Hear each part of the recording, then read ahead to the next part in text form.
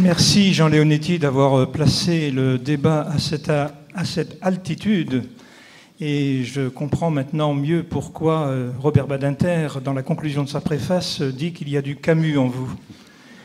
Et dans le fond et dans la forme, si je me souviens bien de ce qu'il a écrit.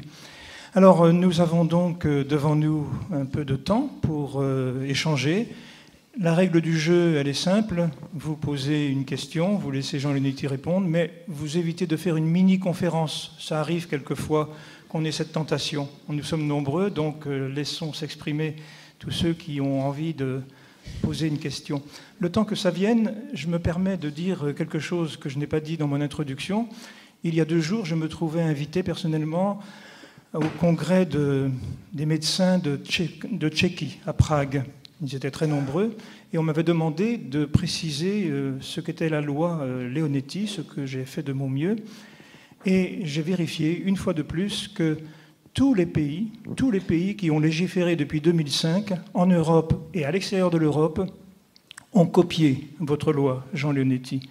Donc ça veut dire qu'il y a quand même dans la réflexion, quand elle n'est pas subordonnée à des affaires d'émotion ou à des idéologisations, il y a tout de même, je crois, la complexité qui peut être comprise et expliquée. Voilà, je voulais te donner ce petit grain de sel personnel.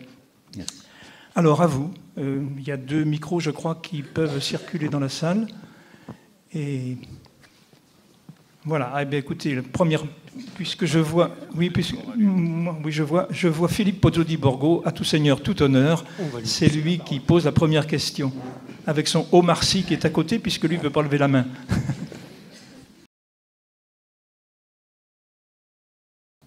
Je remarque simplement que cette remise sur le tapis de la loi 2015, qui vient de 2005, donc, laisse quelques inquiétudes et fait encore débat aujourd'hui. Ma question est très simple. La commission mixte du Sénat semblait s'être entendue sur un texte qui satisfaisait tout le monde, en tout cas beaucoup de gens. Et pour une raison, mais je ne suis pas les arcanes de la politique de mon hôpital où je suis.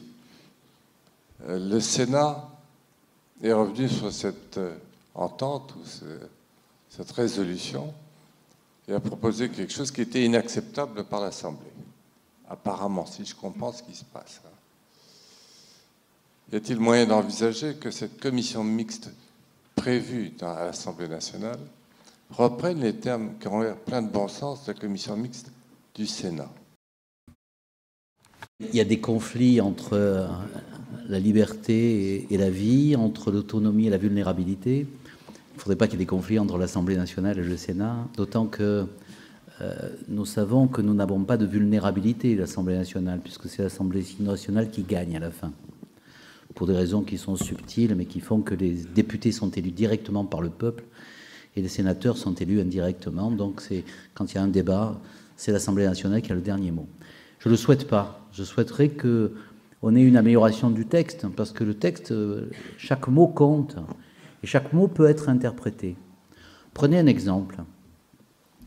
Moi, j'ai écrit, cette partie-là, c'est moi qui l'ai écrite, donc j'en prends la responsabilité et la culpabilité. J'ai écrit « ne pas prolonger inutilement la vie ». Dans le texte, dans le code de déontologie, il y a écrit « le médecin ne doit pas prolonger inutilement l'agonie ». Et c'est assez simple d'envisager ça. Non, on ne doit pas inutilement prolonger l'agonie.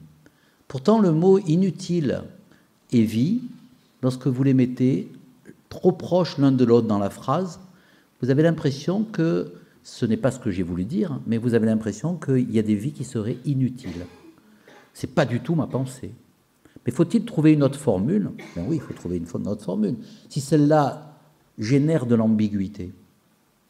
Une autre question qui est simple. Est-ce qu'il y a des traitements et il y a des soins? Oui, il y a des traitements et il y a des soins. Se laver, humecter la bouche, nettoyer les yeux, c'est des soins. Faire une piqûre, mettre une perfusion, opérer un estomac pour mettre une canule à l'intérieur, c'est un traitement. Et le texte de 2005 dit que l'on peut arrêter tout traitement si on juge qu'ils sont inutiles ou disproportionnés. Est-ce que on doit revenir là-dessus ou pas? Moi, je ne pense pas. Je pense qu'il y a... On arrête bien un respirateur, par exemple. Parce qu'on juge que la vie est finie et que ça ne sert à rien de poursuivre cette respiration artificielle. Pourquoi ne pourrait-on pas arrêter ou ne pas mettre en œuvre une canule dans l'estomac qui apporte des nutriments? C'est un traitement aussi. Donc là-dessus, il y a débat. Ça ne veut pas dire qu'on doit arrêter les soins. On n'arrête jamais les soins. Mais ça veut dire qu'on peut arrêter un traitement. Et effectivement, tout à l'heure, je disais une phrase qui est choquante, qui est que 80% de nous allons mourir dans l'hôpital. Alors que forcément, on ne le veut pas forcément. Mais 50% de la mort survenant à l'hôpital va survenir pour une limitation ou un arrêt des traitements. Parce qu'il y a un moment où vous vous rendez compte que le traitement antibiotique ne sert plus à rien, que le traitement tonicardiaque ne sert plus à rien. Et il est logique de l'arrêter, parce qu'il est inutile ou disproportionné. Et donc, c'est un débat. Moi, je continue à penser qu'on peut arrêter tout traitement et jamais arrêter les soins. Les Anglais ont deux mots différents, ils disent cure et care. Care, je prends soin de toi. Cure, je te traite. On peut arrêter les cures tant qu'on veut, ou du moins en débattre et s'arrêter. Mais on ne peut pas arrêter le care, parce que le care, c'est le soin. Ça veut dire je prends soin de toi et je ne t'abandonne pas. Voilà des sujets sur lesquels, moi, je suis choqué quand on dit si on passe des aliments, ce n'est pas un traitement, mais si on passe de l'air dans la poitrine pour faire respirer, ça, c'est un traitement. Non, le traitement, c'est chaque fois qu'il y a une intrusion dans le corps de l'autre, pour lequel on lui demande son avis quand il est conscient, et pour lequel, légitimement, on se pose la question de son utilité, de la mettre en œuvre ou de l'arrêter. Donc, c'est des sujets que j'aimerais qu'on aborde. Mais en réalité, c'est pire que ce que vous avez dit au Sénat. Au Sénat, ils ont modifié profondément la loi telle qu'elle leur arrivait, ce qu'ils ont parfaitement le droit de faire, mais ils ne l'ont pas voté, leur texte. C'est-à-dire qu'ils n'ont pas trouvé à l'intérieur du Sénat le minimum de consensus, en tout cas même pas le consensus, une majorité pour voter le texte. Or, la loi, il faut qu'elle ait une majorité pour être votée. Donc on nous a renvoyé à l'Assemblée nationale, pardon de parler de la cuisine législative, le même texte qu'on avait renvoyé au Sénat, en leur disant « Je suis d'accord sur inutile, si ça choque, qu'on le change. Je suis d'accord sur le fait que la souffrance réfractaire, il faut mieux la définir, il faut dire qu'est-ce que c'est qu'une souffrance réfractaire? C'est une souffrance insupportable qu'on n'arrive pas à calmer. Mais essayons de le dire si on doit le dire. Mais là, on en est revenu à une situation où il n'y a pas de texte. Donc j'espère que le Sénat va avoir un texte qui va le modifier, puis qu'ensuite, en commission mixte paritaire, Assemblée nationale et Sénat, on va essayer de trouver un consensus. On part d'une Assemblée nationale qui vote un texte à 436 voix contre 34, donc qui est quand même très transcourant, et on arrive au Sénat avec une incapacité à avoir un texte à nous proposer. Donc il faut qu'on y arrive. Moi, je suis pas favorable à ce que l'Assemblée nationale ait le dernier mot et qu'on ne touche pas le texte. Ce texte n'est pas intangible. Tous les textes méritent d'être améliorés et d'être réfléchis. Après, le dernier point, est-ce que j'ai le droit de dormir avant de mourir pour ne pas souffrir? Est-ce que ce droit-là est soumis à la décision du médecin? C'est une bonne question. Moi, je pense qu'il y a un moment où, si je souffre trop et que la médecine n'arrive pas à me calmer et que ma mort est proche, il a le devoir de m'endormir et j'ai le droit de lui demander de m'endormir.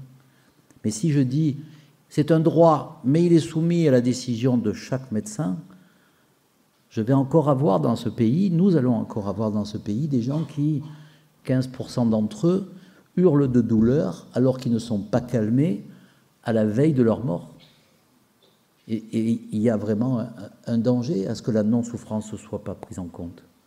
Donc j'espère que le Sénat va avancer, voter un texte, et ensuite qu'en commission paritaire, on va essayer de trouver ce cheminement, qui est un cheminement d'équilibre. C'est bien qu'un certain nombre d'entre vous sont inquiets avec ce nouveau texte. et qu'un certain nombre d'entre vous sont déçus avec ce nouveau texte, que certains auraient voulu un droit à la mort, et que d'autres auraient voulu qu'on ne touche pas au texte de 2005. Mais si on lit le texte de 2005, il y a déjà inclus à l'intérieur la possibilité d'arrêter les traitements de survie lorsqu'ils apparaissent inutiles. Et donc, les questions se posaient déjà à l'époque. Et déjà à l'époque, il y avait les déçus, les inquiets, et puis les déçus parce qu'on ne va pas assez loin. Je ne sais pas si ça veut dire d'ailleurs aller assez loin ou pas loin. Parce que je pense c'est qu'une société à un moment donné, et peut-être ça changera, la preuve c'est que depuis le Moyen-Âge ça a changé, elle a des exigences. Ces exigences, c'est ne me laissez pas souffrir avant de mourir. Et je pense qu'on a la capacité médicale et humaine de répondre à cette demande. Après, sur le problème de est-ce que j'ai le droit qu'on me donne la mort, c'est un sujet d'une autre nature, plus complexe, et qui touche finalement une portion assez faible de patients. Donc, si on arrivait déjà à dire, voilà, Français, ne vous inquiétez pas, le jour où vous arriverez au bord de la fin de votre existence, je ne vous laisserai pas souffrir, parce que c'est votre droit de ne pas souffrir. Cette phrase-là, elle est empreinte à la fois de solidarité pour la vulnérabilité, mais en même temps d'autonomie. Ne me laisse pas souffrir. Et qu'on ne puisse pas, que cette phrase ne me laisse pas souffrir soit pas sans réponse. Donc je voudrais qu'on garde au moins cette idée que c'est un droit pour nous tous, pour chacun d'entre nous, de ne pas souffrir la veille de sa mort.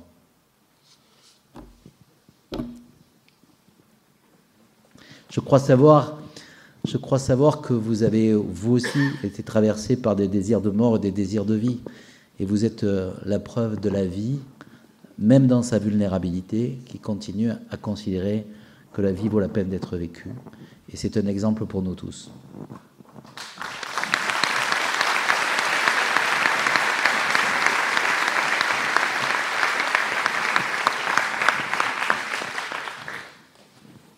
Oui, bonjour.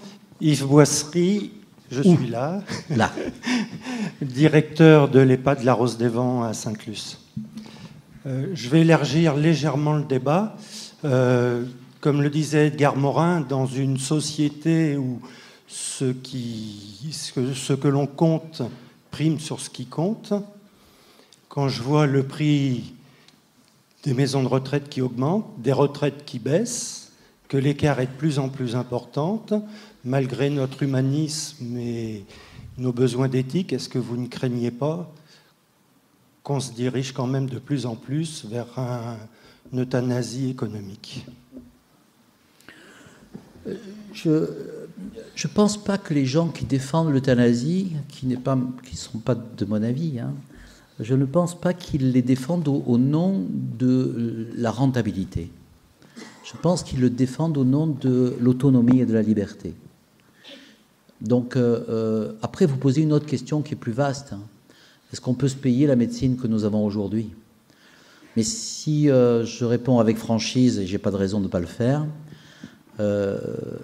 est-ce que nous ne dépensons pas beaucoup d'argent pour faire des choses qui sont quelquefois inutiles en médecine ? On le voit toute longueur de journée.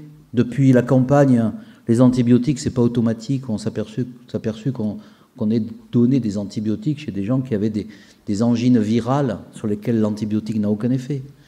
Les radios du crâne qu'on fait chez l'enfant qui tombe alors que ça n'a aucun intérêt, et depuis longtemps. Donc, tous ces examens inutiles qu'on fait, si on arrivait à faire comprendre à nos concitoyens et par là même à l'ensemble des soignants que ces traitements sont inutiles, eh bien peut-être qu'à ce moment-là, on aurait plus de moyens pour ouvrir l'espace humain. L'espace humain, pour parler plus clair, les soins palliatifs, ça demande du temps, et du temps humain. Ce qui coûte le plus cher dans les hôpitaux, vous le savez mieux que quiconque, c'est qu'il y a au moins 70% du fonctionnement d'un hôpital qui fonctionne sur les salaires des soignants, des aides-soignants, des médecins, etc. Donc ça veut dire que si j'augmente le temps que les gens consacrent aux autres, je vais me trouver dans une situation qui risque d'être dangereuse. Mais ces hommes et ces femmes, quelquefois, font des traitements inutiles, disproportionnés. Et peut-être que le temps qu'ils consacrent à ce qu'on appelle communément l'acharnement thérapeutique, si on devenait tous raisonnables, mais c'est la population aussi qui doit l'être, hein, à ce moment-là, on consommerait moins la santé comme un bien consommable et on l'utiliserait mieux comme un bien-être. Et ce pourquoi elle est faite, la médecine, c'est fait pour sauver la vie et améliorer la qualité de vie. Il n'y a pas d'autre but quand même, hein, je veux dire, c'est les fondamentaux. Et puis, enfin, oui, on a la chance d'avoir une société qui vieillit. La maladie d'Alzheimer, elle peut débuter à partir de la soixantaine, et au temps de la chanson de Roland, il n'y avait pas de malade d'Alzheimer, parce que la moyenne d'âge de vie était de 30 ans. Donc, est-ce que nous sommes capables d'aborder ces sujets-là, justement, en se disant, ben oui, il y a du vulnérable. Ce vulnérable, où je m'en débarrasse, non pas uniquement pour des problèmes rentables, hein, je m'en débarrasse parce qu'elle me pèse, ou bien au contraire, je le prends en compte comme une richesse supplémentaire, qui est la fragilité, comme on disait tout à l'heure. Et alors, je pense qu'on a un dépassement possible d'une vision. Enfin, et on le disait tout à l'heure à l'hôpital avec une dame qui était une bénévole, pourquoi les Anglais, ils ont 20 fois plus de bénévoles que nous? C'est drôle, hein, l'anglais, enfin, surtout pour quelqu'un d'origine corse. Enfin, l'anglais, c'est quand même quelqu'un qui est froid, hein, voilà, qui est pas affectif, c'est bon. Eh ben, eux, ils ont mis en place spontanément une organisation de solidarité.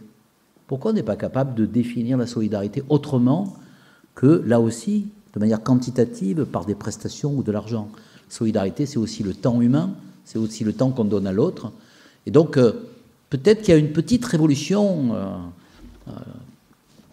pompeusement que je qualifierais d'humaniste, qui est que ce qui est vraiment rentable, c'est quand on cherche quelquefois à ne pas l'être.